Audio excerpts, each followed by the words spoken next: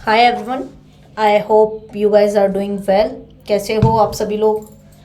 मैं रमा शर्मा आपका career goals by Rama Sharma पर वेलकम करते हूँ और आज हम लोग शुरू करने वाले हैं unit 4 sociological thinkers.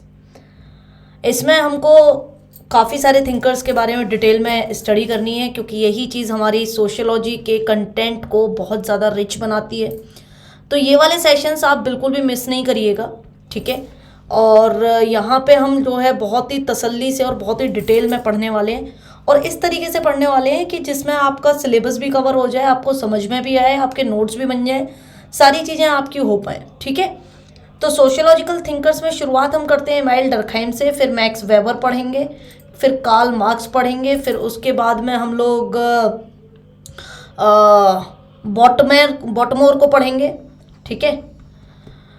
Antony Giddens के बारे में पढ़ेंगे, एंड्रे बैटले के बारे में पढ़ेंगे एंड मैनी मोर, ठीक है। एक रॉबर्ट मर्टन है, उनके बारे में पढ़ेंगे, टॉम बॉटमोर पढ़ेंगे, ठीक है। रॉबर्ट मर्टन से सवाल आते हैं काफ़ी, इनके बारे में पढ़ेंगे, ठीक है। तो ये सारी चीज़ें हम लोग करने वाले हैं, वन बाय वन हम लोग इन चीज़ों को शुरू करेंगे। और आज जो हम पढ़ने वाले हैं वो है इमानुएल डर्कहाइम। तो अगर आपने अभी तक सेशन को लाइक नहीं किया है तो लाइक कर दीजिएगा, अगर शेयर नहीं किया है अपने फ्रेंड्स के साथ में और ग्रुप्स में तो शेयर कर दीजिएगा। जितने भी टेलीग्राम ग्रुप्स में आप शेयर कर सकते हो वहाँ पे भी आप शेयर कर सकते हैं। एंड सब्सक्राइब जिसने भी नहीं किया है चैनल को तो subscribe it now so that we can grow और आपका ये जो सीरीज़ है वो सभी के लिए फ़ायदेमंद साबित हो। अब ये जो सोशियोलॉजिकल थिंकर्स वाला पार्ट है, बेसिकली थिंकर्स आपको क्या देते हैं, ठीक है। कोई भी थिंकर है वो हमको एक थ्योरी देता है, ठीक है। थिंकर्स जो हैं अपनी फ़िलॉसफी बताते हैं, वही फ़िलॉसफीज़ जो हैं आगे चल के क्या बन जाती हैं, थ्योरीज़ में कन्वर्ट हो जाती हैं, अगर वो जनरल एप्लीकेशन उनकी हो पा रही है कि या नहीं हो पा रही है। अगर हो पा रही है तो वो आगे चल के थ्योरी में कन्वर्ट हो जाती है। तो बेसिकली सबसे पहले हमारे लिए समझना यह ज़रूरी है कि ये थ्योरी है क्या। थ्योरी वो सेट ऑफ आइडियाज़ हैं किसी भी थिंकर के वो सेट ऑफ आइडियाज़ हैं, वो विचार हैं जो किसी भी चीज़ को एक्सप्लेन करते हैं। अब जैसे कि एक सवाल अगर मैं पूछूं जीवन क्या है, ठीक है, मैं आपसे पूछूं जीवन क्या है, अब आप लोग अपने तरीके से बताओगे, है ना, कोई दूसरा व्यक्ति दूसरे तरीके से बताएगा। जो सबसे सटीक एक्सप्लेनेशन कर देगा उसके जो आइडियाज़ हैं वो आगे चल के थ्योरी में कन्वर्ट हो जाएंगे। जो सबसे सटीक एक्सप्लेनेशन करेगा, ऐसा सटीक एक्सप्लेनेशन जो कि सिस्टमैटिक हो, ठीक है, जो कि आपको जनरल एप्लीकेशन दे रहा हो, यानी कि सबके ऊपर सेम अप्लाई हो रहा हो, जनरल हो, ठीक है, ज़्यादा से ज़्यादा लोगों पे अप्लाई हो रहा हो, तो वो जो सटीक एक्सप्लेनेशन है, वो जो आइडियाज़ का सेट है, विचारों का वो जो समूह है, उसको हम थ्योरी बोलते हैं। अब बात करते हैं कि सोशियोलॉजिकल थिंकर है, यानी कि समाज के बारे में थ्योरी देंगे। यानी कि सोशियोलॉजिकल थ्योरी क्या है, सोशियोलॉजिकल थ्योरी वो सेट ऑफ आइडियाज़ हैं जो एक्सप्लेनेशन तो देते हैं, लेकिन एक्सप्लेनेशन किसके बारे में, ह्यूमन सोसाइटी के बारे में देते हैं। ह्यूमन सोसाइटी के बारे में एक्सप्लेनेशन देते हैं और इसीलिए दो सोशियोलॉजिस्ट हैं जिनका नाम है पैट्रिक बायर्ट एंड फिलिप कैरेरा, ठीक है, कैरेरा ड सिल्वा। इन दोनों सोशियोलॉजिस्ट ने मिलके एक डेफिनेशन दी है कि सोशियोलॉजिकल थ्योरी क्या होती है।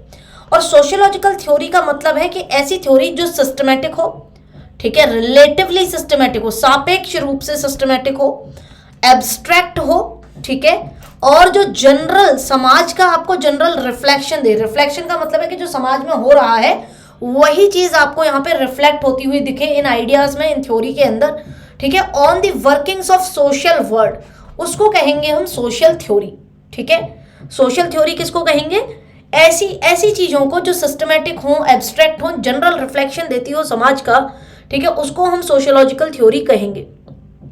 अब जो सोशियोलॉजी के अंदर जो क्रिटिक्स हैं, ठीक है, जो आलोचक हैं, वो कई बार इस चीज पर भी एम्फेसिस करते हैं कि सोशियोलॉजिस्ट प्लेस ऑन थ्योरी, ठीक है। सोशियोलॉजिस्ट जो भी हैं वो थ्योरी देते हैं और ये थ्योरी आगे चल के फैक्ट्स को क्या करती हैं, फैक्ट्स को कॉम्प्लीमेंट करती हैं कि जो समाज में हो रहा है, जो फैक्चुअल चीज है, जो दिख रही है, उसी चीज को थ्योरी में दर्शाया जाता है, दिखाया जाता है। और इसीलिए ये थ्योरी अपने आप में दे स्पीक फॉर देमसेल्फ, ठीक है, दे स्पीक फॉर देमसेल्फ। जैसे कि अगर हम वेस्टर्न सोसाइटी की बात करें, ठीक है, एग्जाम्पल अगर मैं लूं किसका, वेस्टर्न सोसाइटी का, पश्चिमी समाज का। अब ये पश्चिमी समाज का ये जो एग्जाम्पल है, ये हम क्यों ले रहे हैं कि पश्चिमी समाज में जनरली एक्सेप्टेड फैक्ट क्या है। पहले ये माना जाता था, ठीक है, इन वेस्टर्न सोसाइटी सबसे पहले ये माना गया, जनरली इन लोगों ने ये एक्सेप्ट कर लिया, एक्सेप्टेड दैट, सबसे पहले इन्होंने क्या एक्सेप्ट किया, दैट द वर्ल्ड, दुनिया क्या है, गोल है, वर्ल्ड इज राउंड एंड और इन्होंने क्या माना कि दुनिया इट ऑर्बिट्स अराउंड द सन। ठीक है, ये सबसे पहले वेस्टर्न, ठीक है, ये चीजें निकल के आई थी। राउंड वाला कॉन्सेप्ट सबसे पहले इन्होंने माना, बाद में इलिप्टिकल भी बोला गया, फिर जियोइड शेप पे आ गए हम लोग, ऑब्लेट शेप पे आ गए। और ये जो ऑर्बिट करता है सन को, ये इनसेपरेबल है, these are, it orbits the sun. ये जो फैक्ट है, ये इन्होंने जब माना that these facts are inseparable from theories, और ये जो थ्योरीज हैं जो एक्सप्लेन करती हैं nature and the movement of heavenly bodies. ठीक है, ये जो फैक्ट है, ये फैक्ट्स हैं, वो फैक्ट्स आपको कैसे मिल रहे हैं, वो फैक्ट्स आपको ऐसे मिल रहे हैं कि जो इनसेपरेबल है थ्योरीज से अलग नहीं हो सकते। ठीक है, इनसेपरेबल फ्रॉम थ्योरीज, यानी कि जो चीज थ्योरी कह रही है वैसे ही आपको फैक्ट्स मिल रहे हैं, जो चीज थ्योरी कह रही है वैसे ही आपको फैक्ट्स मिल रहे हैं, सबूत मिल रहे हैं। थ्योरीज जो एक्सप्लेन कर रही हैं, that explains the nature and movement of heavenly bodies, movement of heavenly bodies. Heavenly bodies बोलते हैं ना जितने भी ये प्लैनेट, सन, अर्थ, ये सब हैं, हेवनली बॉडीज। तो ऐसे फैक्ट्स जो आपको मिल रहे हैं, थ्योरीज किसी ने दी और उन थ्योरीज को सपोर्ट करते हुए फैक्ट्स भी आपको मिल रहे हैं। ठीक है, तो आगे चल के क्या हो जाएगा, वो जनरल एस्पेक्ट्स में उसको आप ऐसे सेट ऑफ आइडियाज को थ्योरीज का करार दे देंगे। ये तो रही कोई एक हमने एग्जांपल लिया जो थोड़ा सा साइंस से जुड़ा हुआ था। वहीं जब हम बात करें ह्यूमन सोसाइटी की, सोसाइटी में काफी सारे एस्पेक्ट्स ऐसे हैं, जैसे कि मैरिज का एस्पेक्ट ले लीजिए आप। अच्छा, मैरिज के एस्पेक्ट से याद आया मुझे, लास्ट मंथ जो है इंडिया में पहली सोलोगैमी हुई है। ठीक है, सोलोगैमी, इसको हम मैरिज वाले चैप्टर में पढ़ेंगे भी। इस करंट अफेयर को याद रखिएगा, ये करंट अफेयर है। गुजरात में एक सोलोगैमी हुई है, एक लड़की है जिसका नाम है क्षमा, KSHAMA। उन्होंने सोलोगैमी की है। सोलोगैमी मतलब सेल्फ मैरिज, खुद का खुद से ही विवाह। ठीक है, तो इसको हम वहां पे पढ़ेंगे।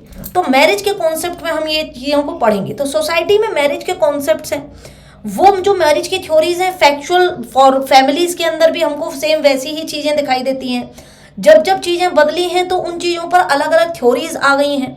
तो थ्योरीज क्या है, वो सेट ऑफ आइडियाज हैं कि जो समाज में सोशल रियलिटी के अंदर हमको दिख रहा है, उसी चीज़ को जनरल एस्पेक्ट्स में आप कैसे बयान करोगे, ठीक है, कैसे एक्सप्लेन करोगे, तो उनको हम थ्योरीज कहते हैं।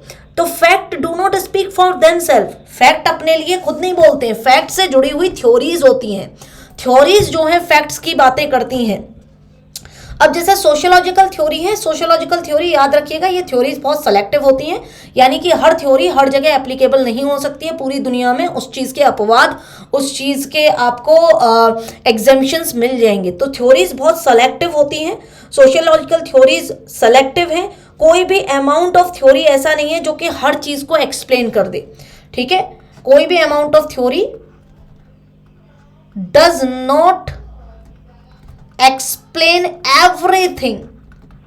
ठीक है, अगर कोई एक थ्योरी सब चीजों को एक्सप्लेन कर देगी, फिर तो बाकी थिंकर्स की, बाकी थ्योरीज की जरूरत ही नहीं है।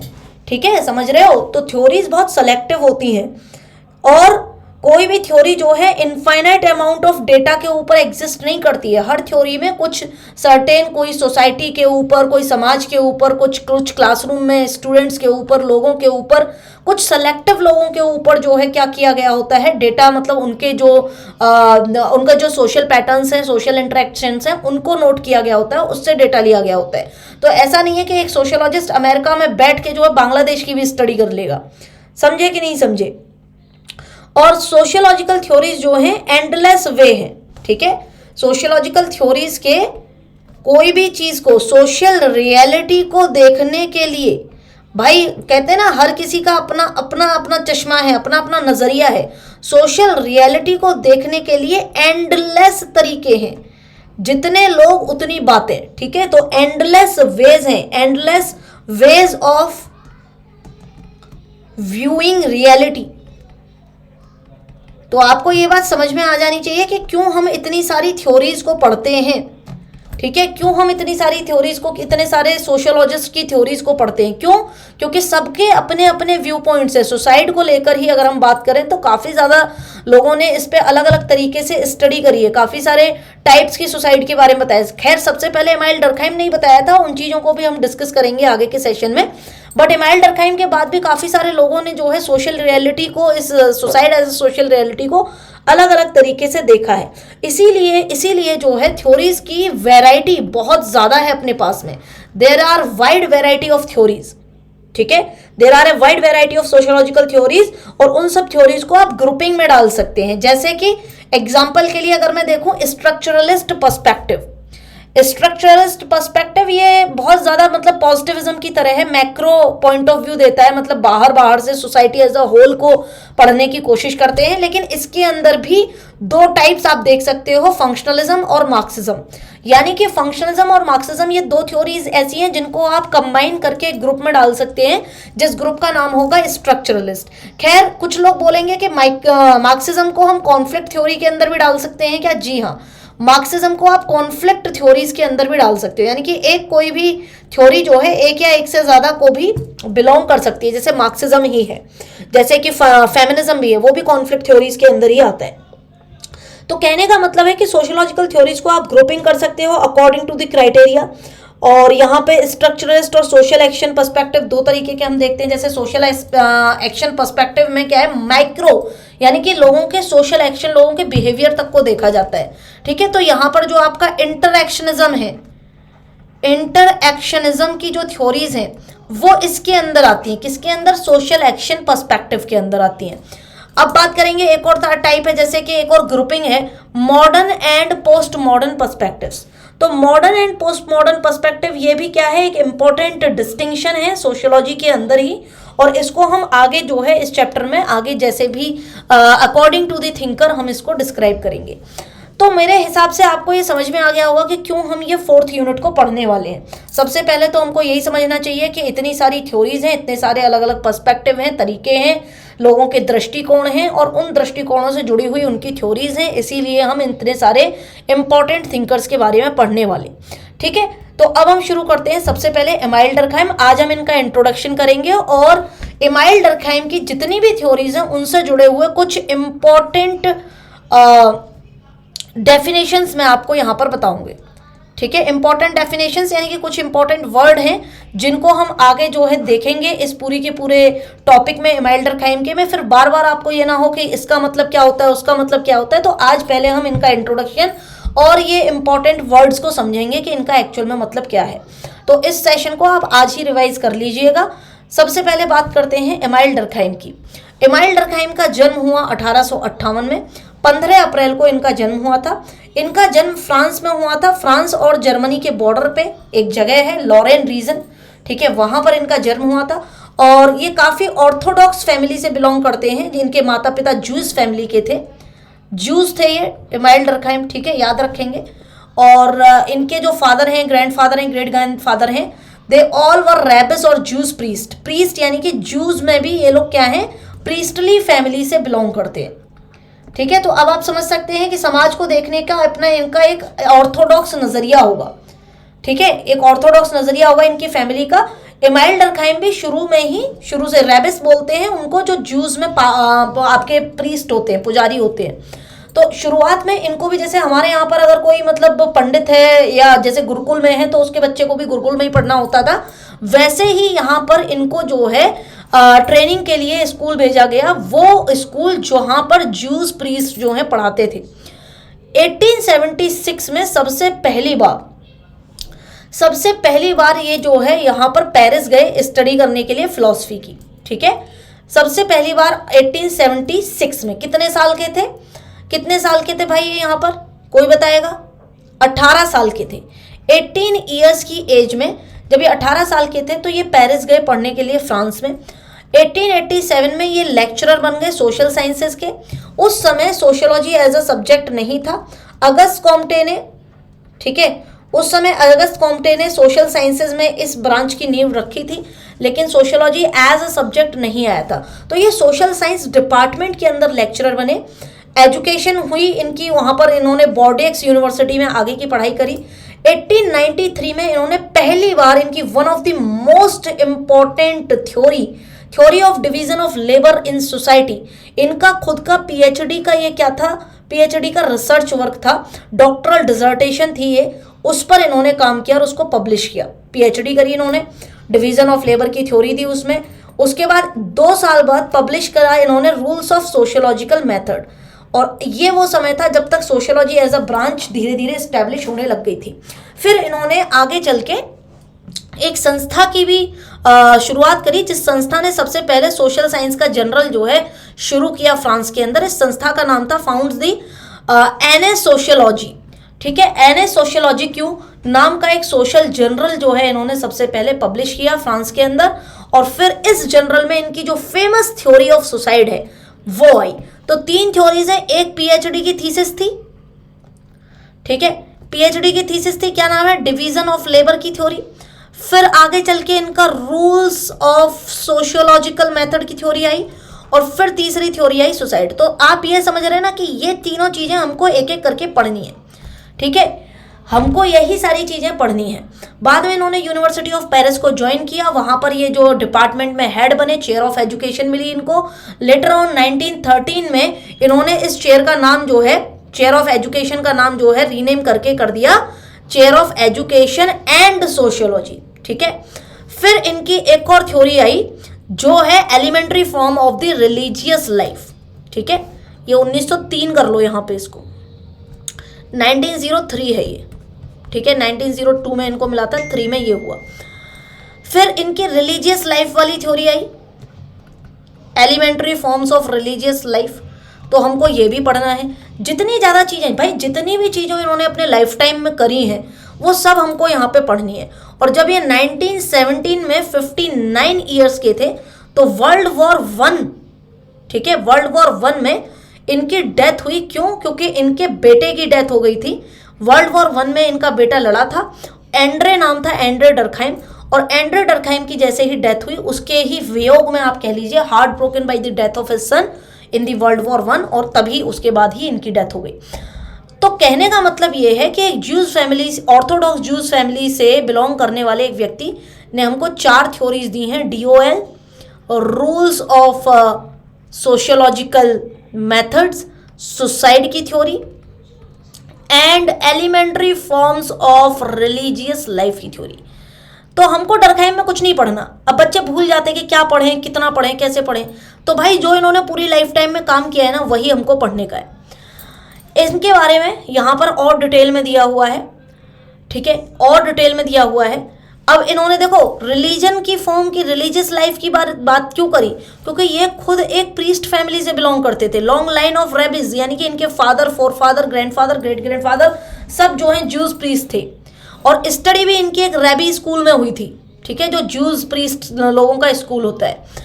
तो ये सारी चीज़ों से इनका रिलीजियस लाइफ के बारे में भी इनके काफ़ी सारे कॉन्सेप्ट्स थे, काफ़ी सारी इनकी खुद के सेट ऑफ आइडियाज़ थे, जो इन्होंने सबसे लास्ट की थ्योरी में अपने जो है दी है। ठीक है, इन्होंने रिजेक्ट कर दिया था ट्रेडिशनल एकेडमिक कैरियर को। कहते हैं ना कि भाई देखो, जिसके बारे में जानना है ना उसका इतिहास समझो, कि बचपन में तो ये रेबी स्कूल में पढ़े, ठीक है, लेकिन जैसे ही ये बड़े हुए तो इन्होंने जो ट्रेडिशनल एकेडमिक कैरियर था फिलॉसफी के अंदर, उसको रिजेक्ट कर दिया। इसके क्यों रिजेक्ट किया? क्योंकि ये चाहते थे कि जो सोसाइटी की स्टडी है, मॉरल गाइडेंस ऑफ सोसाइटी, उसके अंदर कुछ ना कुछ ये कंट्रीब्यूट करें। सोसाइटी की जो स्टडी है सोशल साइंसेस के अंदर, उसके अंदर ये कंट्रीब्यूट करना चाहते थे, इसलिए इन्होंने जो है अपना फिलॉसफी का कैरियर छोड़ दिया। जबकि ये जो पेरिस गए थे तो सबसे पहले फिलॉसफी की ही स्टडी करने गए थे, आप देखिए यहाँ पे, ठीक है, पेरिस टू स्टडी फिलॉसफी। सबसे पहले ये 18 साल की उम्र में फिलॉसफी पढ़ने गए थे, लेकिन इन्होंने फिलॉसफी में पढ़ाई नहीं करी, इन्होंने फिर सोशियोलॉजी के अंदर काम किया। साइंटिफिक सोशियोलॉजी के अंदर इनका इंटरेस्ट था, क्योंकि यही वो ब्रांच ऑफ सोशियोलॉजी है जो सबसे पहले अगस्त कॉम्टे के टाइम पे इमर्ज हुई थी। साइंस को सोशियोलॉजी के अंदर जो है काफ़ी ज़्यादा यूटिलाइज किया गया था, साइंटिफिक मेथड्स को, और इसीलिए साइंटिफिक सोशियोलॉजी के अंदर इनका इंटरेस्ट था। और क्योंकि उस समय पर सोशियोलॉजी का और कोई फील्ड ही नहीं था, know field of sociology at that time, तो इन्होंने जो है काफ़ी ज़्यादा चीज़ें जो है करी हैं यहाँ पे। साइंस के बारे में काफ़ी ज़्यादा इन्होंने सीखा था जर्मनी में, ठीक है, where he expose to scientific psychology, ठीक है। साइंटिफिक साइकोलॉजी की शुरुआत, उसकी फाउंडेशन किसने रखी है? विलियम वुंड ने रखी है। खैर इतना याद रखने की आपको ज़रूरत नहीं है। तो जब ये जर्मनी की अपनी विजिट पे गए थे तो डर्कहाइम ने पब्लिश करी थी a good deal basing his work in part of his experiences there, कि जर्मनी में जो इनके एक्सपीरियंसेस थे उन एक्सपीरियंसेस को इन्होंने पब्लिश किया था। इन पब्लिकेशंस ने हेल्प किया इनको, एक position the department of philosophy में यूनिवर्सिटी ऑफ बॉर्डेक्स के अंदर 1887 में। तो जो इन्होंने फिलॉसफी के अंदर चीज़ें पब्लिश करी उनसे इनको फिलॉसफी डिपार्टमेंट में अच्छा काम तो मिल गया। लेकिन डर्कहाइम का जो पहला सोशल साइंस के अंदर ये जो काम था वो फ्रेंच यूनिवर्सिटी में हुआ, जहां पर इन्होंने जो है एक डिकेड के बाद, कम से कम एक डिकेड 10 साल के बाद, अगस्त कॉम्टे से क्या करके इन्फ्लुएंस होके अगस्त कॉम्टे के स्टूडेंट बनके अपनी पीएचडी की थीसिस लिखी। तो पीएचडी की थीसिस जो कौन सी थी? डिवीजन ऑफ लेबर वाली theory. Division of labour theory इन्होंने अगस्त कॉम्टे के अंडर आके लिखी है, ठीक है। पीएचडी थीसिस में आपके मेंटर होते हैं, तो मेंटर इनके अगस्त कॉम्टे थे। डर्कहाइम की मेन रेस्पॉन्सिबिलिटी ये थी कि however was teaching courses and education to school teachers and his most important course was in the area of moral education। तो जब ये फिलॉसफी पढ़ाते थे तो मॉरल एजुकेशन के एरिया में जो है काफ़ी सारी चीज़ें सिखाते थे। इनका जो मेन गोल था उस समय पर मॉरल सिस्टम के अंदर क्या करना था? कम्युनिकेट करना था टू द एजुकेटर्स। ये बेसिकली पीएचडी के बाद जो एजुकेटर्स को पढ़ाते थे, टीचर्स को, जो टीचर्स आगे चल के बच्चों को पढ़ाने वाले हैं, यंग पीपल को पढ़ाने वाले हैं। तो ये सारी चीज़ें जो है इनके साथ में हुई हैं। उसके बाद इन्होंने फ्रेंच डॉक्टरल थीसिस लिखी है, the division of labour in society, ठीक है। उसके बाद इन्होंने रूल्स ऑफ सोशियोलॉजिकल मेथड 1895 में लिखा है। इसके बाद इन्होंने methods in the study suicide के बारे में इन्होंने काफ़ी फेमस थ्योरी दी है। और उसके बाद में जब ये काफ़ी नाम हो गया, he was named professor in the science of education, एक टाइटल मिला था इनको जिसको इन्होंने चेंज करके science of education and sociology कर लिया। एक काम करना है, इसको 13 ही रहने देना। 1902 में इनको मिला था, 1902 से 1913 में इन्होंने चेंज किया था, ठीक है। 1913 में इन्होंने चेंज किया था। इसके अलावा elementary form of religious life वो पब्लिश किया था 1912 में। ये सारी चीज़ें हैं, बट इन हिज टाइम इनको जो है एक लिबरल, भाई इनकी फैमिली ऑर्थोडॉक्स थी, ठीक है, याद रखना फैमिली ऑर्थोडॉक्स थी, लेकिन ये फैमिली पाथ पे नहीं चलना चाहते थे, तो ये ऑर्थोडॉक्स नहीं थे, ये लिबरल थे। And this was exemplified by the active public role he played in the defence of Alfred Dreyfus, एक ज्यूज आर्मी का कैप्टन था, उसके डिफेंस में इन्होंने जो चीजें बोली हैं उससे पता चलता है कि ये कितने लिबरल थे, जिसका इस व्यक्ति का कोर्ट मार्शल होने वाला था, ठीक है। फर्स्ट वर्ल्ड वॉर के टाइम पे इस व्यक्ति का कोर्ट मार्शल होने वाला था, जिसकी साइड एमाइल डर्कहाइम ने ली थी, ठीक है। तो खैर, और बाद में जो है इनके खुद के बेटे की डेथ हुई, तो यहाँ पर जो है फिर ये जो है इनकी भी डेथ हो गई। अच्छा, डर्कहाइम को आप यहाँ पर जो है सेमिटिज्म और एंटी सेमिटिज्म के एक टॉपिक पढ़ाऊंगे, ठीक है। एंटी सेमिटिक मानते थे काफ़ी लोग। Durkheim did not attributed this anti semitism, क्या है ये हम आगे देखेंगे, to racism among the French people, क्योंकि आपको पता है ना फ्रांस और जर्मनी में जूस के साथ कैसा व्यवहार होता था, ठीक है, पता है ना आपको जूस के साथ में कैसा व्यवहार होता था, पहले से ही जो है इनके साथ में चीज़ें ठीक नहीं थी। तो कैरेक्टरिस्टिकली इनको जो है he saw it as a symptom of moral sickness, क्योंकि इनको लगता था कि भाई जर्मनी के लोग जो जिस तरीके से व्यवहार करते हैं, फ्रांस के लोग जिस तरीके से व्यवहार करते हैं रेसिज्म के ऊपर, ठीक है, वो जो है मॉरल सिकनेस है, लोगों के अंदर जो है मॉरल मतलब मानवीय जो है सिकनेस है। और French society as a whole को इन्होंने कन्फ्रंट किया इसी चीज़ के लिए, क्योंकि ये लोग जो है अच्छे तरीके से व्यवहार नहीं करते थे। इसलिए इन्होंने कहा भी था कि व्हेन सोसाइटी अंडरगोज सफरिंग, जब कोई सोसाइटी सफर करती है, it feels the need to find someone, society को किसी न किसी ऐसे व्यक्ति की जरूरत होती है home it can hold responsible, जिसको वो जिम्मेदार ठहरा सके अपनी सिकनेस का। होता है ना, जब हम किसी कोई चीज़ गलत करते हैं तो हम चाहते हैं कि उस चीज़ का जिम्मेदार किसी और को ठहरा दे। On whom it can avenge its misfortune, अपने दुर्भाग्य का पूरा पिटारा किसी और के ऊपर डाल दिया जाए। And those against whom public opinion already discriminate are naturally designated for this role. और ये पिटारा किसके ऊपर फोड़ा गया? ये पिटारा उन लोगों के ऊपर डाला गया अपनी सिकनेस का, जिन लोगों के साथ पहले से ही भेदभाव होता था। जिन लोगों के साथ भेदभाव होता था वो लोग थे जूस। ठीक है, these are the pariahs who serve as expiatory victims, ये वो लोग थे जो पहले से ही विक्टिम की तरह सफर कर रहे थे। What confirms me, टर्काइम कहते हैं कि मुझे किस चीज ने ये भरोसा दिलाया इन दिस इंटरप्रिटेशन, किस चीज ने मेरे को ये बात का और मेरे को याद दिलाया, is the way in which the result of Dreyfus trial, Dreyfus वो व्यक्ति है जिसका ये केस लड़ रहे थे, अल्फ्रेड ड्राइफस, कि ड्राइफस का जब ट्रायल हुआ 1894 में, तब मुझे इस चीज़ का एहसास और ज़्यादा हो गया कि लोग जिनसे डिस्क्रिमिनेट करते हैं, भेदभाव करते हैं, उनके ऊपर अपनी पूरी की पूरी नाराज़गी, अपने मिसफॉर्च्यून, अपनी मॉरल सिकनेस का रिस्पॉन्सिबल उनको ठहरा रहे हैं। There was a surge of joy in the boulevards, ठीक है, जो लोग फ्रेंच ज्यूज नहीं थे, ठीक है, जो फ्रेंच पीपल थे, वो लोग इस चीज से काफी ज्यादा खुश थे। People celebrated as a triumph, लोगों को लगा पता नहीं क्या जीत लिया है। What should have been the cause for public mourning, जो लोगों के लिए, डर्कहाइम कहते हैं, आप इनकी बातों से समझिए कि ये किस तरीके से सोचते थे।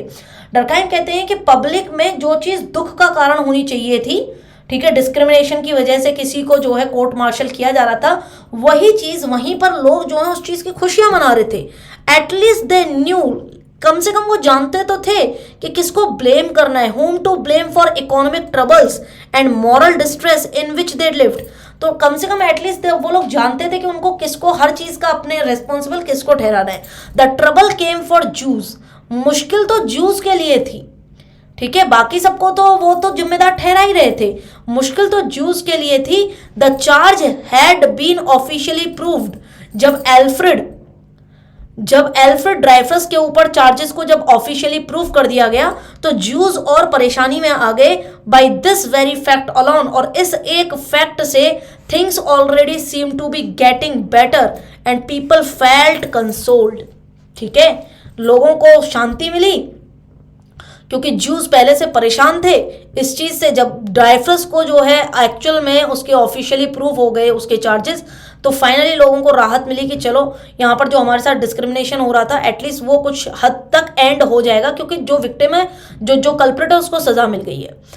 डर्कहाइम का जो इंटरेस्ट है इन द ड्राइफस अफेयर, ड्राइफस के केस में, वो कहाँ से उपजता है? वो उपजता है डर्कहाइम की खुद की deep and life long interest in morality, क्योंकि ये खुद मॉरल एजुकेशन पढ़ाते थे, ठीक है, खुद ये मॉरल एजुकेशन पढ़ाते थे फ्रेंच यूनिवर्सिटी के अंदर। And the moral crisis confronting modern society, तो ये सारी चीजें हैं जो किसी एक सोशियोलॉजिकल थिंकर के आइडियाज को क्या करती हैं, और ज्यादा आगे लेके जाती हैं। डर्कहाइम का इंटरेस्ट इन सोशलिज्म, इसको आप एक एविडेंस की तरह, एक सबूत की तरह देख सकते हैं against the idea that he was a conservative.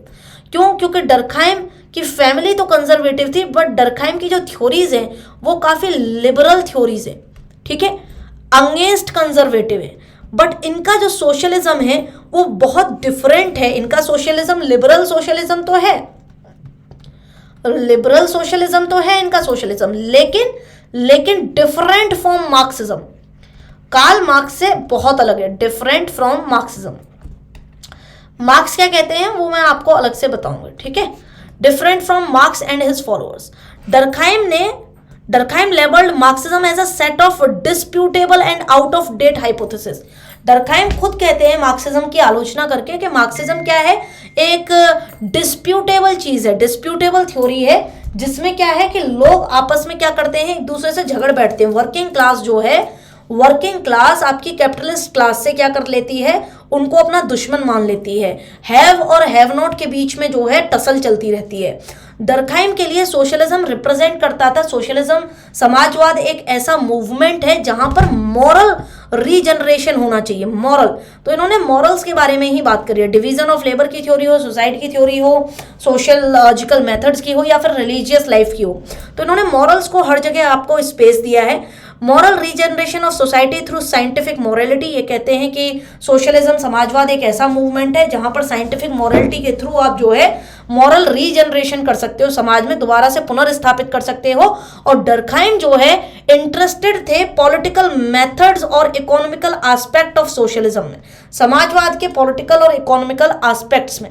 ठीक है, सोशलिज्म डर्कहाइम के लिए बहुत अलग था उन लोगों से जो कि जनरली सोशलिज्म के बारे में ऐसा सोचते थे कि सोशलिज्म एक ऐसा सिस्टम है जहां पर जो है आप समाज के एक पर्टिकुलर वर्ग की बातें करते हैं, जबकि डर्कहाइम ने सिंपली रिप्रेजेंट किया है कि सोशलिज्म समाज के हर वर्ग का मॉरल प्रिंसिपल है, discovered by the scientific sociology, जहां पे आप साइंटिफिक सोशियोलॉजी यानी कि पॉजिटिविस्ट मेथड्स को आप अप्लाई करोगे और आप उसको डिस्कवर कर सकते हो। ठीक है, डर्कहाइम की डेथ हुई 15 नवंबर 1917 को, एक सेलिब्रेटेड फिगर बन चुके थे, तब तक ये 59 ईयर्स के थे।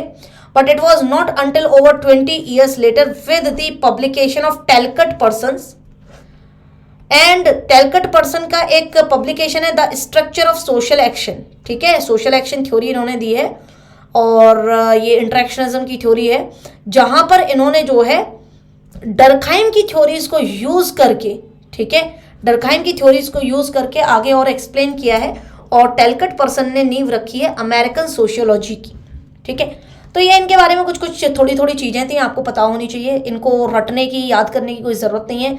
बस आप इस वाली चीज़ को, इस वाले पूरी की पूरी स्लाइड को एक बार अच्छे से पढ़ लीजिएगा।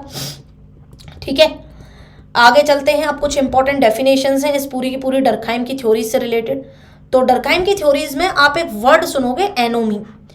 एनोमी का मतलब होता है कि जिस चीज से आप रिलेट न कर पाओ, एक ऐसी सामाजिक अवस्था जहां पर नॉर्म्स को आप क्या कर दें, ब्रेक डाउन कर दें। नॉर्म्स का मतलब क्या होता है, कायदे कानून। ठीक है, कायदे कानून जो हैं आप उनको तोड़ डालें, गाइडिंग कंडक्ट ब्रेक डाउन। ठीक है, तो उस अवस्था को कहते हैं जहां नॉर्म्स नहीं हो, उसको कहेंगे हम anomie. Living individual without social restraint, जहां पर किसी इंडिविजुअल के ऊपर ना तो कोई गाइडेंस हो, ठीक है, ना तो उसे कोई गाइड करने वाला हो, ना ही उसके ऊपर कोई किसी भी तरीके का कोई भी रिस्ट्रेन हो। रिस्ट्रेन मतलब उसके ऊपर कोई भी कानून नहीं हो, कोई पाबंदी नहीं हो, ऐसी सिचुएशन को कहते हैं एनोमी। एनोमी आप ऐसे समझ सकते हो जैसे ज़ॉम्बी होते हैं ना, ज़ॉम्बी वो उनके ऊपर कोई किसी भी तरीके का कायदा कानून कोई भी कुछ नहीं चलता है ना। लिविंग वो इंडिविजुअल्स ऐसे हो जाते हैं जिनके ऊपर कोई कायदा कानून नहीं है, कोई गाइडेंस नहीं है। ठीक है, तो एनोमी वो वाली अवस्था हो जाती है कि वो बस लगे हुए हैं, जो टास्क उनको दिया हुआ है बस कर ही रहे हैं। एक टर्म है एनोमी। उम्मीद है कि आपको समझ में आ गई होगी। दूसरा है डिवीजन ऑफ लेबर। ठीक है, डिवीजन ऑफ लेबर नाम से ही जैसे समझ में आ रहा है, इसका मतलब होता है कि हर काम को एक स्पेसिफिक व्यक्ति को करना चाहिए जिसका उसमें स्पेशलाइजेशन हो। जैसे कि अगर मेडिकल के फील्ड में देखो, आप डॉक्टर के पास जाते हैं, हाँ जी, डॉक्टर को अपनी बीमारी बताते हैं, हाँ जी, डॉक्टर आपको कहाँ भेजता है, टेस्ट करवाने के लिए, पैथ लैब। क्या डॉक्टर खुद टेस्ट नहीं कर सकता? नहीं कर सकता, क्योंकि उसकी पैथ लैब लेबोरेटरी में उसने BSc MLT, MSc MLT medical lab technology में नहीं किया हुआ है। फिर टेस्ट होके आ जाते हैं, डॉक्टर उनको देखता है, फिर आपको मेडिसिन लिख देता है, फिर आप जाते हैं मेडिकल स्टोर। क्यों? डॉक्टर खुद दवाई नहीं दे सकता क्या? हाँ जी, मेडिकल स्टोर जाते हैं। फिर मेडिकल स्टोर में वो व्यक्ति आपको दवा देता है जिसने कुछ एक ऐसा स्पेशलाइजेशन किया हुआ होता है। उसके बाद अगर मान लीजिए कि आपकी सर्जरी करनी है, तो अगर आपके ब्रेन की सर्जरी करनी है तो ब्रेन का डॉक्टर होगा, न्यूरो वाला। ठीक है, अगर आपकी हार्ट की सर्जरी करनी है तो कार्डियोवास्कुलर का डॉक्टर होगा। अगर आप किसी गायनिक समस्या से संबंधित कोई चीज़ है तो गायनोकोलॉजिस्ट होगा। फिर अगर आप बच्चे हैं और किसी समस्या से तो वो होगा, बच्चों के डॉक्टर को क्या बोलते हैं भाई, पीडिया होगा, पीडिया। कहने का मतलब है कि हर किसी का अपना एक स्पेशलाइजेशन ऑफ वर्क होता है। तो डिवीजन ऑफ लेबर इसी चीज को दिखाता है, स्पेशलाइजेशन ऑफ वर्क टास्क। इसकी पूरी थ्योरी है जिसको हम समझेंगे। सबसे पहले ये डिवीजन ऑफ लेबर कहाँ दिखाया गया? प्रोडक्शन सिस्टम में। प्रोडक्शन सिस्टम में जहां पर फोर्ड ने इसकी पूरी की पूरी डिवीजन ऑफ लेबर की थ्योरी को यूज किया। फोर्डिज्म का सिद्धांत बोलते हैं प्रोडक्शन सिस्टम में, जहां पर उन्होंने कार वगैरह ऐसे प्रोड्यूस करी। आप देखेंगे कि किसी भी कंपनी के अंदर, किसी भी जैसे जहां पे कार वगैरह बनती हैं, ऑटोमोबाइल्स कंपनी, सबका अपना अपना अलग काम होता है। इसी तरीके से अब डर्कहाइम कहना क्या चाहते हैं? डर्कहाइम कहना चाहते हैं कि जिस तरीके से मेडिकल में, ऑटोमोबाइल सेक्टर में हर किसी का अपना काम होता है और हर कोई व्यक्ति अपना काम कर रहा होता है स्पेशलाइजेशन में, वैसे ही समाज के अंदर कुछ एक हद तक डिवीजन ऑफ लेबर जो है have at least some rudimentary form of division of labour होनी चाहिए, specially between the task allocated to a man and those performed by women.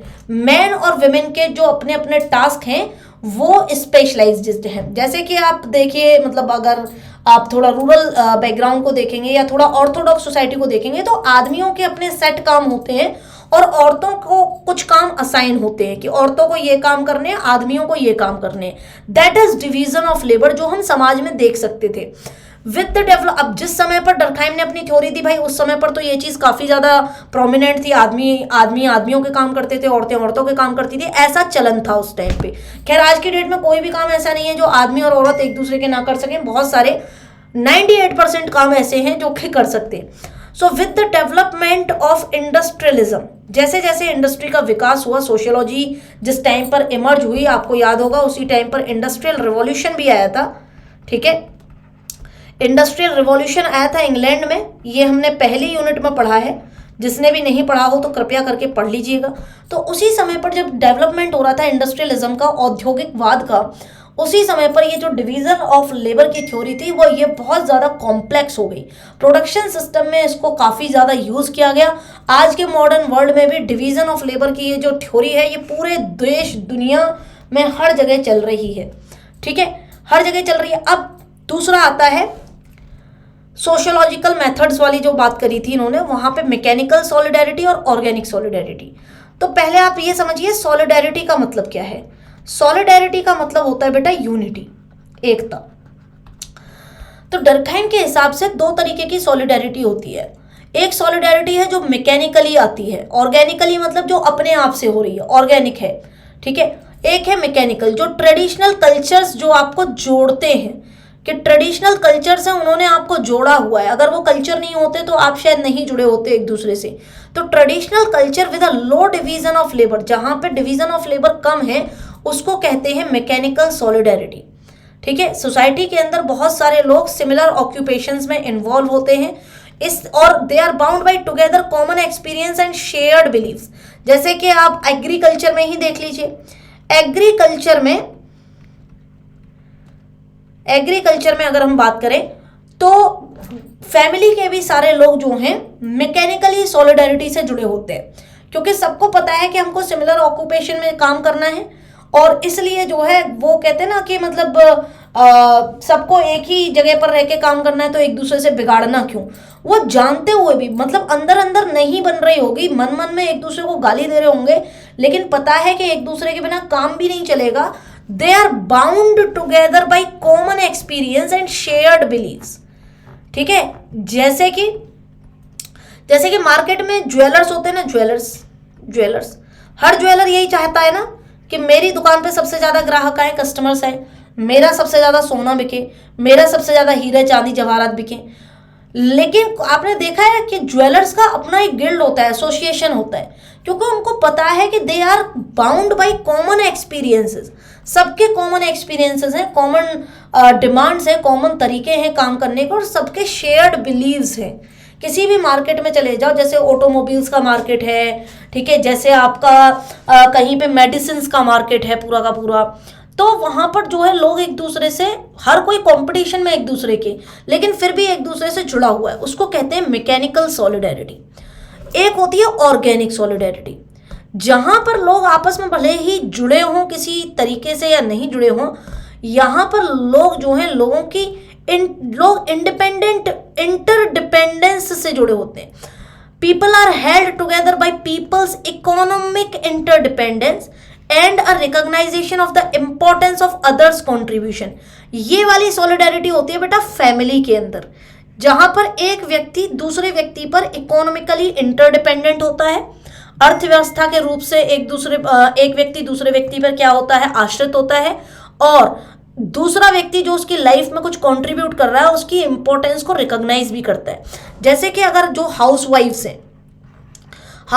हैं अगर वो इकोनॉमिकली इंटरडिपेंडेंट है, उस व्यक्ति के ऊपर जो कमा रहा है वो भले बेटा हो सकता है, पति हो सकता है, ठीक है, ब्रदर इन लॉ हो सकता है, फादर हो सकता है, और वहां पर वो अपने लाइफ के अंदर उस कमाने वाले व्यक्ति की इंपॉर्टेंस का रिकॉग्नाइज उसको क्या करते हैं, रिकॉग्नाइज भी करते हैं। रिकॉग्नाइज करने का मतलब है कि आप जो है उस चीज को मान रहे हो एज अ डिवीजन, और वहां आती है ऑर्गेनिक सॉलिडेरिटी एज अ, अगर क्योंकि आप दिल से मान रहे हो, और आप जो है उसकी इंपॉर्टेंस को दिल से मान रहे हो, रिकॉग्नाइज कर रहे हो, तो आप ऑर्गेनिकली उस व्यक्ति के साथ जुड़ोगे, ना कि आप जबरदस्ती में जुड़ोगे। As the division of labor become more complex, people become more and more dependent। क्योंकि डिवीजन ऑफ लेबर जितनी ज्यादा कॉम्प्लेक्स बनती जाएगी, लोग एक दूसरे के काम पे डिपेंड होते जाएंगे। अब एक बात बताओ, मान लीजिए आपने गाड़ी का पूरा स्ट्रक्चर बना दिया, लेकिन टायर लगाने वाले ने टायर नहीं लगाई, है ना, तो आप उसके ऊपर डिपेंडेंट हो कि नहीं हो? पूरा जो प्रोडक्शन बेल्ट है वो डिपेंडेंट है कि नहीं है? ठीक है, जिसको सीट्स लगानी है उसने सीट्स नहीं लगाई। तो हर व्यक्ति का अपना एक खुद का काम है, because each person needs goods and services that those in other occupation supply. जैसे कि मार्केट के अंदर अगर आप बात करो कि अगर रॉ मटेरियल नहीं होगा तो क्या फिनिश्ड गुड बन पाएगा? नहीं बन पाएगा। फिनिश्ड गुड रॉ मटेरियल से, कच्चे माल से ही आपका पूरा मतलब फाइनल प्रोडक्ट बनता है, फिनिश्ड गुड नहीं बन पाएगा। तो क्या रॉ मटेरियल अगर नहीं है, अगर मेरे को बाइक बनानी है, मोटरसाइकिल बनानी है, मेरे को रॉ मटेरियल अगर नहीं है, तो क्या मैं अपने घर में ही माइन खोद लूं? हाँ, नहीं खोद सकते हो। अपने घर में कोयला निकाल सकते हो? नहीं निकाल सकते हो। भाई भले ही आप कितने भी बड़े इंडस्ट्रियलिस्ट सही, लेकिन आपको रॉ मटेरियल तो चाहिए ही ना चाहिए। हर जगह पर आपको रॉ मटेरियल चाहिए किसी भी गुड्स एंड सर्विसेज के प्रोडक्शन के लिए। तो यहाँ पर आप कह सकते हैं कि पूरा का पूरा समाज एक दूसरे पे क्या है, मोर एंड मोर डिपेंडेंट हो गया है। पहले क्या होता था, पहले कुम्हार जाता था, वो मिट्टी लेके आता था और फिर वो बर्तन बना देता था, तो वो किसी पे डिपेंडेंट नहीं था। अब क्या है, अब आप स्टील के बर्तनों में खा रहे हो, तो स्टील के लिए आपको क्या चाहिए भाई, आयरन ओर से आयरन चाहिए, फिर उसको आप रिफाइन करेंगे, स्टील बनाएंगे निकल मैग्नीज वगैरह डाल के। तो अब आपको जो है आयरन माइंस की भी, मतलब जहां से आपका आयरन कच्चा सप्लाई हो रहा है, उसकी भी जरूरत है। फिर आपको क्या करना है, आपका प्रोडक्ट बन गया, अब आप उसकी एडवर्टीजमेंट करोगे। पहले गांव में एक ही कुम्हार होता था, सबको पता है कि एडवर्टीजमेंट करने की जरूरत ही नहीं है, बर्तन लेके आने कुम्हार के यहाँ से लेके आने। लेकिन अभी क्या है, अभी मार्केट में बहुत सारे कॉम्पिटिटर है, तो क्या है, आपको फिर एडवर्टीजमेंट करनी पड़ेगी। एडवर्टीजमेंट के लिए आपको अलग खर्चा देना पड़ेगा, फिर आप ब्रांड एम्बेसडर चुनोगे। कहने का मतलब है कि जिस तरीके से और ज्यादा कॉम्प्लेक्स होता जा रहा है डिवीजन ऑफ लेबर, लोग एक दूसरे पे ज्यादा से ज्यादा डिपेंडेंट होते जा रहे हैं।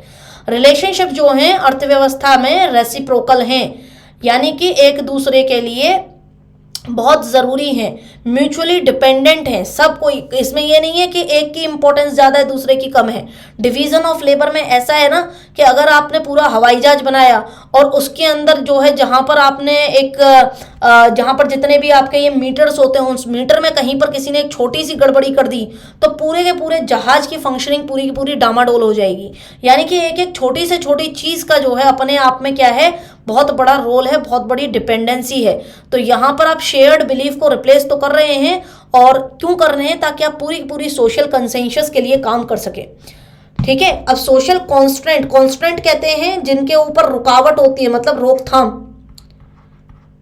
ठीक है, सोशल सामाजिक रुकावटें, सामाजिक जो है रोकथाम जो होती है, ये एक ऐसी टर्म है to the fact that the groups and society of which we are a part, जिस समाज के जिस ग्रुप के हम पार्ट हैं, वो समाज वो ग्रुप क्या करे, कंडीशनिंग करे। उस समाज की कंडीशनिंग मतलब किस तरीके से हमारी परवरिश और हमारी चीज़ें किस तरीके से प्रभावित होती हैं, वो चीज़ें जो है हमारे बिहेवियर को इन्फ्लुएंस करती हैं। यानी कि जिस तरीके का हमारा समाज होता है वो चीज़ें हमारे बिहेवियर में इन्फ्लुएंस लेके आती हैं, हमारा बिहेवियर वैसा ही होता है। तो सोशल कॉन्स्टेंट क्या है, सोशल कॉन्स्टेंट के लिए डर्कहाइम कहते हैं it is one of the distinctive property of the social facts.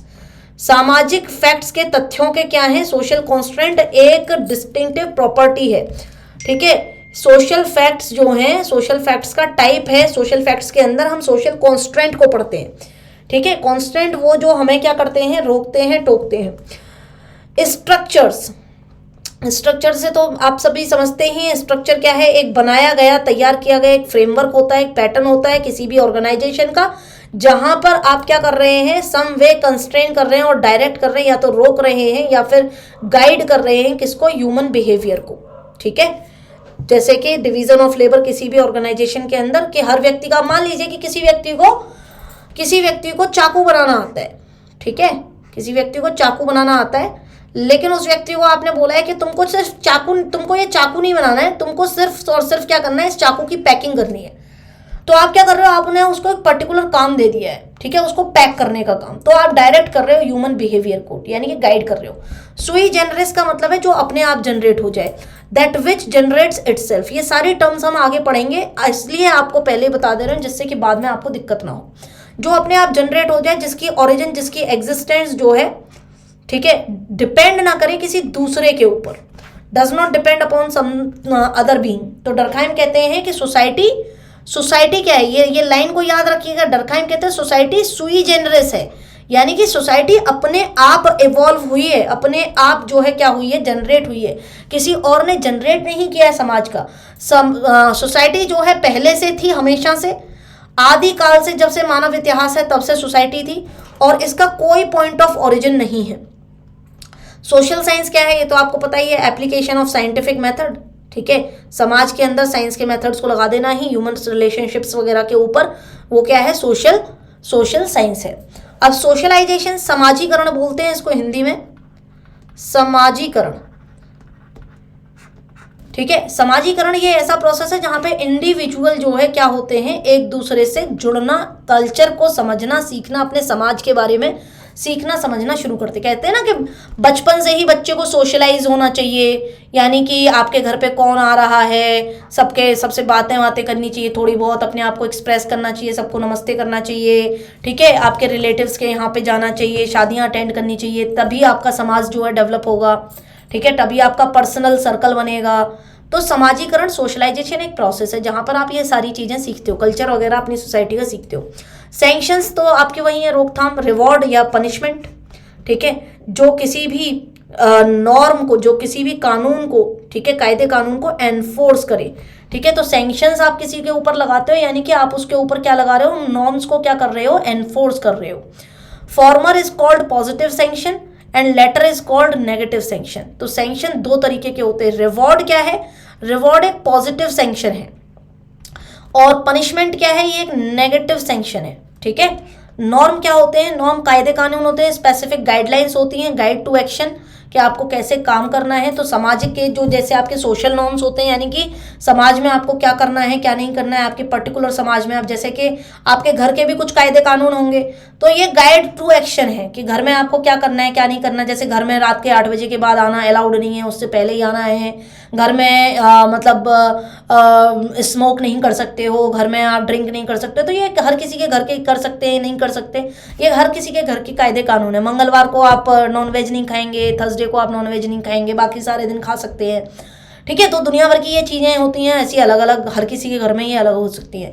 Empirical का मतलब होता है संपूर्ण, ठीक है, use of observation to and other testable method, जिससे कि आप जो डेटा को, जो आपने इकट्ठा किया डेटा को, उसको ऑब्जेक्टिवली हम टेस्ट कर सकें।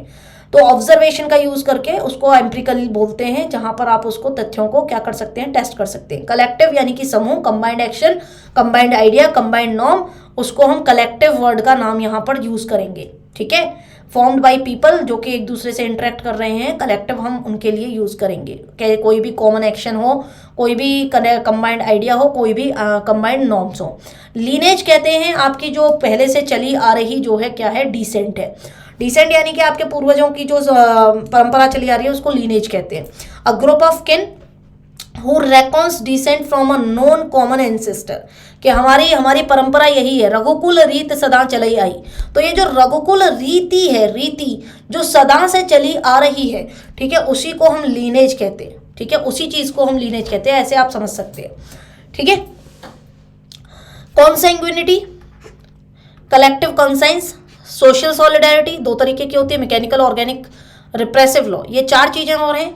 कॉन्सेंग्युइनिटी का मतलब होता है एक ऐसा संबंध जो लोगों के बीच में है, हुआ डिसेंडेड फ्रॉम वन, ठीक है, किसी एक व्यक्ति से निकला हुआ जुड़ा हुआ रिलेशनशिप ऑफ पीपल, कॉन्सेंग्युइनिटी, ठीक है। The quality of common ancestor, एक व्यक्ति से जुड़ा हुआ कॉमन एंसेस्टर है, जैसे कि मतलब मान लीजिए आपके ठाकुर हैं, तो वो कहें अरे हम तो मतलब चंद्रवंशी ठाकुर हैं या सूर्यवंशी ठाकुर हैं, तो अगर आप चंद्रवंशी ठाकुर हैं तो आप कृष्ण की लीनेज को फॉलो कर रहे हैं, अगर आप सूर्यवंशी ठाकुर हैं तो आप भगवान श्री राम की लीनेज को फॉलो, कॉमन एंसेस्टर्स जहां पर हम होते हैं, तो commonly termed as relationship by blood, ठीक है। कॉन्सेंग्युइनिटी आप समझ गए ना, रिलेशनशिप बाय ब्लड, उसको कॉन्सेंग्युइनिटी कहते हैं। Collective conscience, conscience collective, collective का मतलब है सेट ऑफ, ठीक है, ग्रुप ऑफ, तो कलेक्टिव कंसाइंस, कंसाइंस कहते हैं बिलीव्स को, आपके बिलीफ सिस्टम को, कस्टम्स को, आपके रीति रिवाजों को, तो कलेक्टिव कंसाइंस क्या है, set of belief, set of custom है, जहां पर एवरेज, ऑन एन एवरेज ये पूरे के पूरे समाज में जो कॉमन अगर रहता है, common and form a determinant system, जैसे कि अगर आप उड़ीसा जाएंगे तो आपको जगन्नाथ, भगवान जगन्नाथ के काफी ज्यादा मतलब डिवोटीज मिलेंगे, तो वो कॉमन है, तो उनका कलेक्टिव कंसाइंस है। Which has its own style of life, ठीक है, किसी समाज में होगा कलेक्टिव कंसाइंस तो उनका अपना स्टाइल ऑफ लाइफ स्टाइल होगा।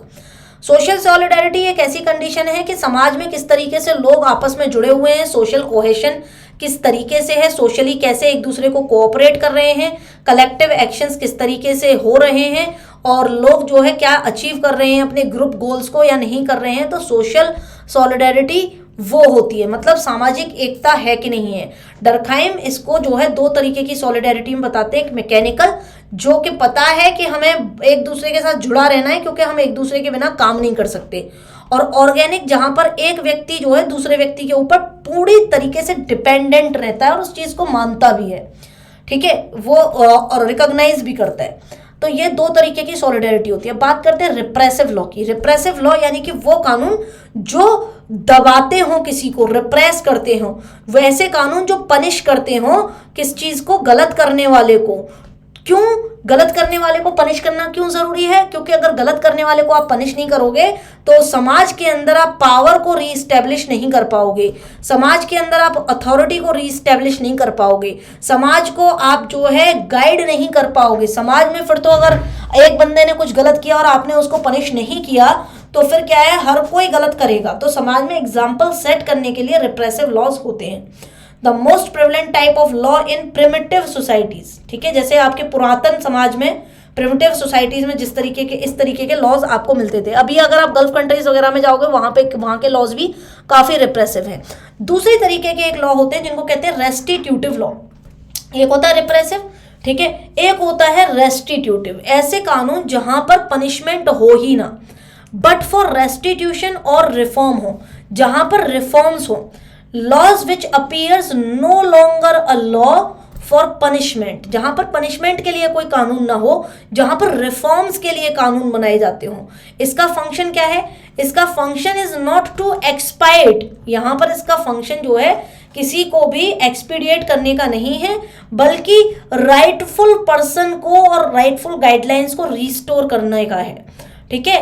जैसे कि an amount of money given on loan और a house given on rent, तो यहां पर क्या होगा, आप उसको रिप्रेसिव लॉ के तहत बाहर नहीं निकालेंगे, आप कुछ ना कुछ रिफॉर्म्स करेंगे, लोन के प्रोसेस में रिफॉर्म करें या रेंट प्रोसेस में रिफॉर्म करें, जिससे क्या हो, राइटफुल पर्सन को उसके राइट्स जो हैं, सही इंसान को उसके राइट्स अधिकारों की प्राप्ति हो पाए।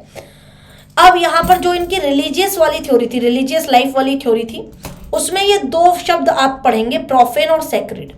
तो पहले आप ये समझिए कि सैक्रेड क्या है। सैक्रेड का मतलब होता है पवित्र।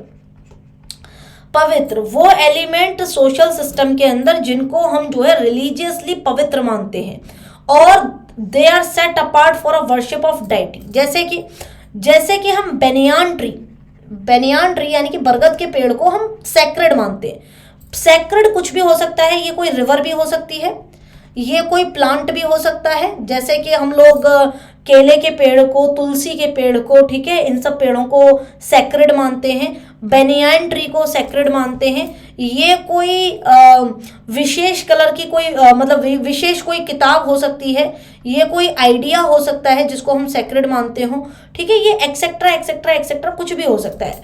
कोई भी एलिमेंट समाज के अंदर, कोई भी एलिमेंट समाज के अंदर जो रिलीजन से जुड़ा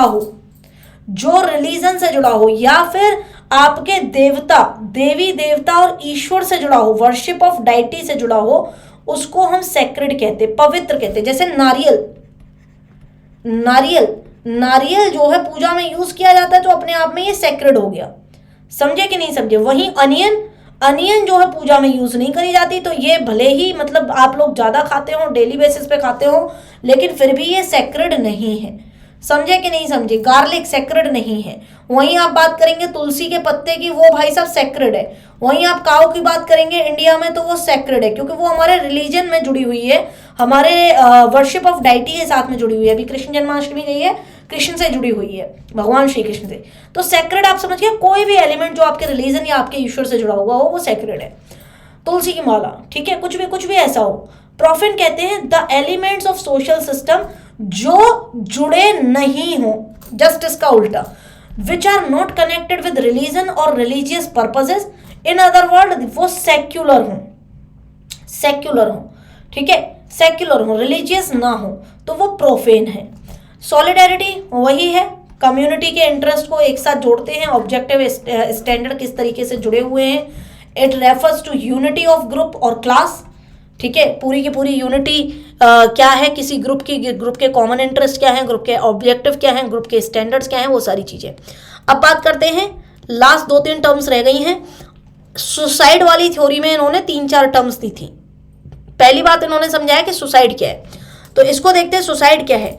द एक्ट ऑफ किलिंग और एंडिंग वंस ओन लाइफ, अपने आप अपनी जान लेने के प्रक्रिया को सुसाइड कहते हैं। अब सुसाइड रेट क्या है कि 1 मिलियन लोगों में मरने वाले लोगों की, मतलब अपनी जान खुद लेने वाले लोगों की संख्या। When a number of people commit suicide in a society, suicides are calculated according to the proportion of suicides. कितनी हो रही हैं? 1 मिलियन यानी कि 10 लाख लोगों में कितने लोग सुसाइड कर रहे हैं, उसको कहते हैं सुसाइडल रेट, ठीक है, रेट ऑफ सुसाइड। 1 साल के अंदर पर 10 लाख पर ईयर, 1 साल के अंदर 10 लाख लोगों में से, 10 लाख लोगों की जनसंख्या में से कितने लोग अपनी अपनी जान खुद ले रहे हैं, उसको सुसाइड रेट कहते हैं। अब सुसाइड कई तरीके की होती है, एक होती है एल्ट्रुइस्टिक सुसाइड, एक होती है इगोइस्टिक सुसाइड। अब एक बात बताओ, बॉर्डर पे जो व्यक्ति खुद जा रहा है, उसको पता है कि अगर तुम सियाचिन के बॉर्डर पे खड़े हुए हो सकता है कि बहुत अत्यधिक ठंड के कारण तुम्हारी मृत्यु हो जाए, फिर भी तुम वहां पे खड़े हुए हो सकता है तुम्हें पता है कि दुश्मन आ जाएगा, गोलाबारी बमबारी होगी, तुम्हारी उनकी लड़ाई होगी, वो भी क्या है, मतलब तुम मर जाओगे, तो उसको पता है कि ऐसा करने से मैं मर जाऊंगा, फिर भी वो उसी काम को कर रहा है। तो ऐसी सुसाइड को क्या कहोगे आप? मतलब क्या इसे आप सुसाइड की कैटेगरी में डालेंगे? तो डरखाइम ने इसको भी सुसाइड की कैटेगरी में डाला है। एक जैसे कि सती है, सती प्रथा तो सबने सुनी होगी, अपने आप अपनी जान देना। एक जौहर है, अपने आप आग में कूद जाना, ठीक है। सती में क्या है, सती में इंडिविजुअली होता है, जौहर में पूरे के पूरे ग्रुप के साथ होता है, ग्रुप ऑफ विमेन जो है ये करती हैं। तो सती में क्या होता है, सती में हस्बैंड की डेथ पर ऐसा होता है, जौहर में जरूरी नहीं है कि हस्बैंड की डेथ हो, जब आपको लगे कि हाँ दुश्मन ने आपके यहाँ आक्रमण कर दिया है और दुश्मन पूरी तरीके से आपके यहाँ पर आ चुका है और अब आपकी खुद की सेल्फ रिस्पेक्ट को बचाना मुश्किल हो जाएगा दुश्मन से, तो भी यहाँ पर जौहर किया जाता है। अब और इसको कहते हैं एल्ट्रुइस्टिक सुसाइड, ऐसी सुसाइड जहां पर, ऐसे समाजों में जहां पर इंडिविजुअल अपनी खुद की कॉन्शियसनेस में है, खुद की चेतना में है, खुद पूरी की पूरी चेतन अवस्था में है, इज सो सबमर्ज्ड, उसकी चेतन अवस्था इतनी सबमर्ज हो जाए कलेक्टिव कॉन्शियसनेस के साथ में, इंडिविजुअल कॉन्शियसनेस कलेक्टिव कॉन्शियसनेस के साथ में इतनी सबमर्ज हो जाए, इतनी मिल जाए, इतनी खो जाए, इतनी खत्म हो जाए of this society, the kind of suicide form is altruistic in nature.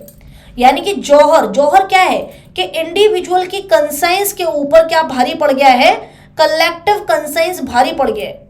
Collective conscience भारी पड़ गई है तो इंडिविजुअल कंसाइंस जो है, व्यक्तिगत जो चेतना है वो उतनी नहीं है, और व्यक्ति क्या कर रहा है, कलेक्टिव कंसाइंस में अपने आप की जान ले ले रहा है।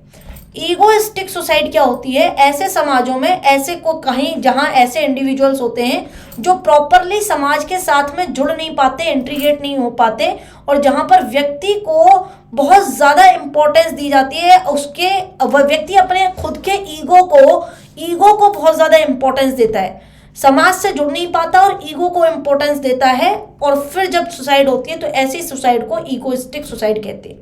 ठीक है, फाउंड इज ईगोइस्टिक सुसाइड। अब जैसे कि ये है, ये टेररिस्ट है, इसको समझ लो बस थोड़ा सा, ये टेररिस्ट है, इसकी अपनी कुछ इंडिविजुअल कंसाइंस होगी, जी हाँ, खुद की कुछ व्यक्तिगत चेतना होगी, जी हाँ, लेकिन क्या इसकी व्यक्तिगत चेतना इसको जो है क्या कर रही है, गाइड कर रही? नहीं, यहां पर कलेक्टिव कंसाइंस यानी कि जिस तरीके से इनको कलेक्टिवली क्या किया जा रहा है, गाइड किया जा रहा है, वो ज्यादा भारी पड़ गई है इसके ऊपर। इंडिविजुअल कंसाइंस जो है क्या हो गई है, कम हो गई है, और कलेक्टिव कंसाइंस बढ़ गई है। ऐसे व्यक्ति जब अपने आप की जान देने पर उतारू हो जाते हैं तो उसको कहते हैं ऑल्ट्रुइस्टिक सुसाइड। सुसाइड बॉम्बर अपनी खुद की जान देने पर उतारू रहते हैं। क्यों? वो अपने दिमाग से नहीं सोचते हैं, वो किसी और के दिमाग से चलते हैं, कलेक्टिव दिमाग से चलते हैं। ठीक है, ऑल्ट्रुइस्टिक सुसाइड में आप यहां देखिए कितने सारे लोग, ये सती और सिर्फ जौहर की बात नहीं है, ये यहां पर भी है। तो ये जो सुसाइड बॉम्बर हैं ये भी ऑल्ट्रुइस्टिक सुसाइड कर रहे हैं। जॉन्स टाउन में मासेकर हुआ था, मैसेकर यानी कि बहुत सारे लोगों को एक साथ आपस में वो सब लोग जो है मर गए, तो ये क्या है, ऑल्ट्रुइस्टिक सुसाइड है। अच्छा, एक और वो दिल्ली वाला केस आया था जहां पर पूरे परिवार ने सबने फांसी लगा ली थी। ठीक है, नेटफ्लिक्स में वो पड़ा भी है।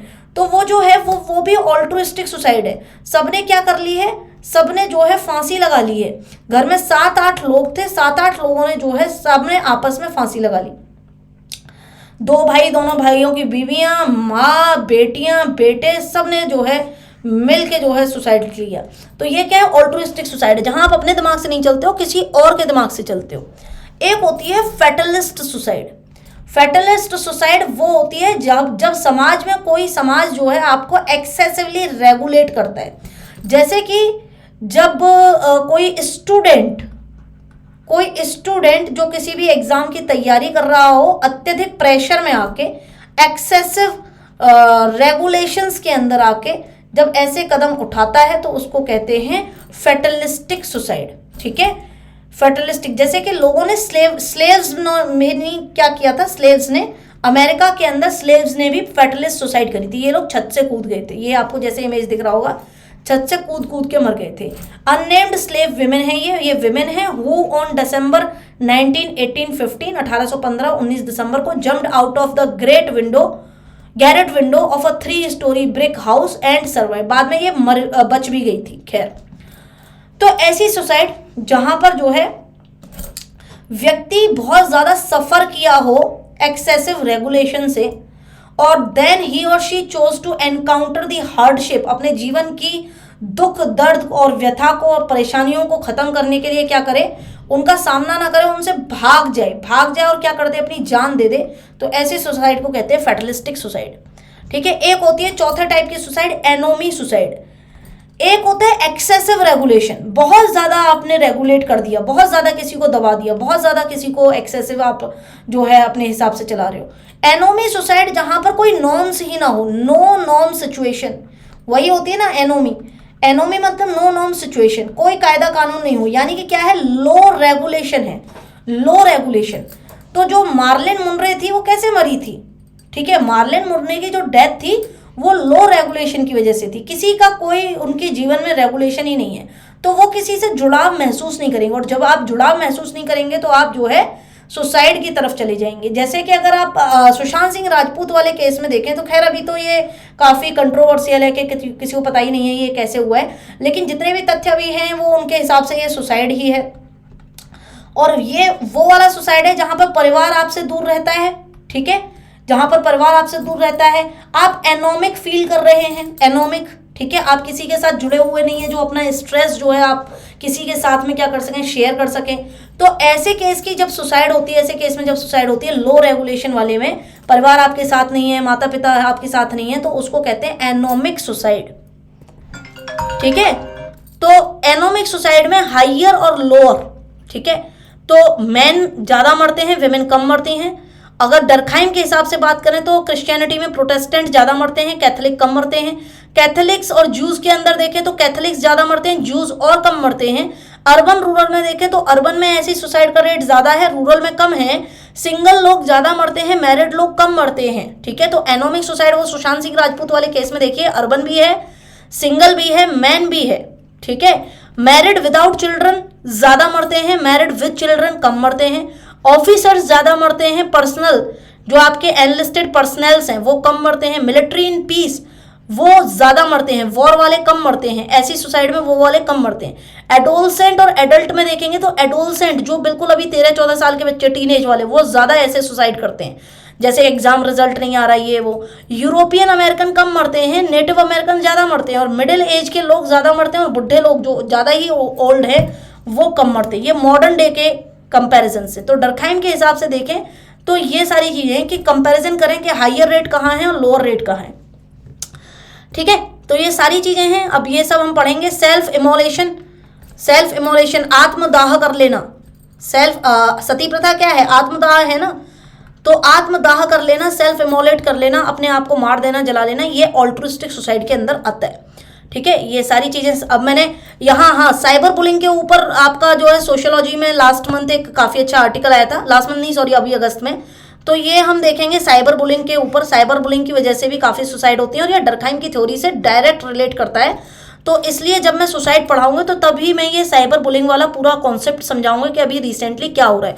बेसिकली एक स्टडी आई है जिसमें कहते हैं कि 85% ऑफ इंटरनेट यूजर्स, ठीक है, अंतरजाल का उपयोग करने वाले अंतरजाल उपभोक्ता 85% लोग जो हैं साइबर बुलिंग का क्या होते हैं? शिकार होते हैं। और जब 85% लोग साइबर बुलिंग का शिकार होते हैं पूरी दुनिया में वर्ल्ड वाइड, तो उसकी वजह से सुसाइड भी लोग करते हैं।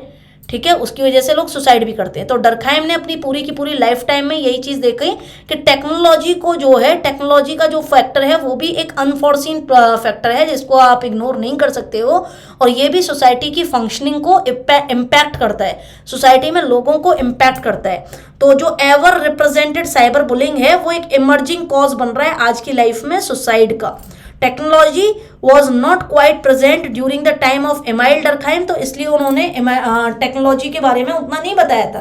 भाई एमाइल डरखाइम की डेथ हो गई थी 1917 में, उस टाइम कहाँ इतनी टेक्नोलॉजी थी, तो उस टाइम पर उन्होंने सुसाइड के इस टाइप को नहीं बताया था। लेकिन आज की डेट में सुसाइड का ये टाइप भी काफी ज्यादा क्या है? प्रेवलेंट है, साइबर बुलिंग वाला। His work are still relevant, तो तभी भी उन्होंने कहा था कि आगे आने वाले समय में जब टेक्नोलॉजी डेवलप होगी तो सोसाइटी के फंक्शंस को टेक्नोलॉजी इम्पैक्ट करेगी, उसके लोगों को भी इम्पैक्ट करेगी। ठीक है, तो आप कंटेम्प्रेरी रिलेवेंस अगर आपसे कोई पूछे कि एमाइल डरखाइम की जो थ्योरी ऑफ सुसाइड है उसका आज की डेट में क्या रिलेवेंस है, आज की डेट में क्या महत्व है, तो आप साइबर बुलिंग को लिख के आ सकते हैं और इसको हम डिस्कस भी करेंगे क्योंकि ये अभी करंट में था, इससे जुड़ी हुई अभी न्यूज भी आई है। ठीक है, तो ये एमाइल डरखाइम का पूरा आज इंट्रोडक्शन और उनसे जुड़ी हुई जो थ्योरीज हैं बाद में फिर से बता देते हैं। एक डिवीजन ऑफ लेबर की थ्योरी है, एक थ्योरी है सोशियोलॉजिकल मेथड्स की थ्योरी, एक थ्योरी है आपकी सुसाइड की थ्योरी, और एक थ्योरी है elementary forms of religious life की थ्योरी। ठीक है, इसमें हम सुसाइड के टाइप्स वगैरह देखेंगे। इसमें हमने रिलीजियस लाइफ में हमने सेक्रेड और प्रोफेन वाला फंडा पढ़ेंगे, सेक्रेड क्या है, प्रोफेन क्या है। साइंटिफिक मेथड्स देखेंगे, मैकेनिकल सॉलिडारिटी और ये सारी चीजें, और डिवीजन ऑफ लेबर देखेंगे। ठीक है, तो एक एक करके कल यहाँ से हम शुरू करेंगे। 2 थ्योरीज एक दिन में खत्म कराऊंगे जल्दी जल्दी जिससे कि आपका हो जाए। ठीक है, तो DOL और SN ये हम कल करेंगे। ठीक है, 2 थ्योरीज पर डे, तो 2 से 3 दिन में ये पूरा का पूरा खत्म हो जाना चाहिए। ये एमाइल डरखाइम की क्या है, वो है क्या बोलते हैं, ठीक है, जहां पर इनके मृत्यु के बाद में जहां पर इनको दफनाया गया। ठीक है, तो ये पूरा आज का इंट्रोडक्शन है। प्रीवियस ईयर के क्वेश्चंस मैंने यहाँ पर सारे डाले हुए हैं। 2016, 17, 18 में 4 क्वेश्चन आए थे। 2019, 2015, 2014 हर साल जो है क्वेश्चन आ रहे हैं। 2012 में क्वेश्चन आया है 2000, show how Durkheim through the study of totemism. Totemism को हम पढ़ेंगे रिलीजियस लाइफ वाले में, ठीक है। सेक्रेड प्रोफेन, टोटमिज्म क्या होता है, जहां अपने पूर्वजों की आप पूजा करते हैं। तो रिलीजियस लाइफ, एलिमेंट्री फॉर्म्स जब हम रिलीजियस लाइफ की देखेंगे तो उसमें मैं आपको बताऊंगी कि रिलीजियस लाइफ में एक नेचुरलिज्म है जहाँ पे आप नेचर की पूजा करते हैं, एक एनिमिज्म है जहाँ पे आप किसी की भी पूजा नहीं करते। शुरुआत में लोग किसी की भी पूजा नहीं करते थे, फिर नेचर की करने लगे। फिर एक टोटमिज्म है जहाँ पर आप अपने खुद के देवी देवता की, ये आपका ट्राइब्स में ज़्यादा होता है, ठीक है, टोटमिज्म वाले चीज़, जहाँ पे आप अपने खुद के पूर्वज की पूजा करते हैं। फिर रिलीजन्स आते हैं। और ये सोशियोलॉजिकल पर्सपेक्टिव क्या है सेक्रेड और प्रोफेन के, ये हम रिलीजियस लाइफ की थ्योरी में करेंगे। 2012 में 10 नंबर का पूछा है। टोटमिज्म ये भी रिलीजियस लाइफ वाली थ्योरी से पूछा है, 2012 में 30 नंबर का पूछा है। सोचो 40 नंबर का एक ही थ्योरी से पूछ लिया है। 2009 में पूछा है सब्जेक्ट मैटर ऑफ सोशियोलॉजी क्या है अकॉर्डिंग टू इमैनुएल डर्कहाइम, ये हम सब कल करेंगे, कल से शुरू करेंगे, ठीक है। तो उम्मीद है कि आपको समझ में आया होगा। ये कुछ आपके क्वेश्चंस और हैं जो कि आप ट्राई करें। सबसे बेस्ट प्रैक्टिस का तरीका होता है, बेस्ट प्रैक्टिस का तरीका फ्रॉम PYQ, क्योंकि डायरेक्ट सवाल आते हैं पेपर वन से डायरेक्ट सवाल आते हैं, तो PYQs आप सॉल्व करो, सबसे बढ़िया तरीका है। और अगर आपको सेशन पसंद आया हो तो लाइक शेयर सब्सक्राइब जरूर करिएगा, ठीक है। और जितने भी लोगों ने अभी तक सब्सक्राइब नहीं करा है प्लीज़ आप कर लीजिएगा। अगर आपकी फिर भी कुछ क्वेरीज हैं तो आप कमेंट बॉक्स के अंदर उनको लिख सकते हैं, आई विल रिप्लाई। आप टेलीग्राम चैनल को ज्वाइन कर सकते हैं जिसका लिंक आपको यहाँ पर दिया हुआ है। और थैंक यू फॉर वॉचिंग, ठीक है। अगले सेशन के साथ में फिर से मिलेंगे। Till then take care, bye.